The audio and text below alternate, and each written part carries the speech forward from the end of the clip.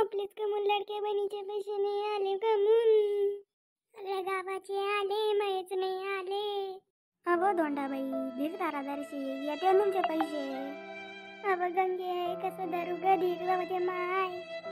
अव गंगे मी सगळ्यांच्या आधी फार्म भरला होता ग. मग सगळ्या गावाच्या बायाला सांगितलं होतं तुम्ही पण फार्म भरा तुम्हाला पैसे येतील.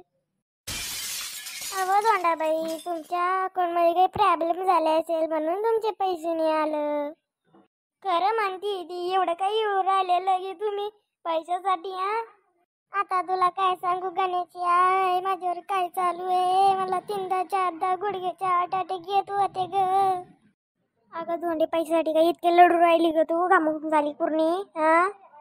अगं गंगे माझ्यासारखे तुझे पैसे नसते आले ना तर तू किती मोठे मोठे रडत इवळत बसली असती ग. अख्खा गाव गोळा केला असता तू. अगं ज्याच्यावर येतं त्यालाच कळतं व माय. तावाने तावाले पैसे करीत 3000 रुपयासाठी रडती ग बाई. सगळ्या बहिणीला पैसे पाठवले ना मलाच नाही पाठवले. मी काय सावत्र बहीण होते का ग. आणि तुम्ही सगळ्या सख्या बहिणी होत्या का रे. कारण ही म्हातारी गवणी राहिली का मोठे मोठी कोणता टपकलं काय तुमच्या घरात.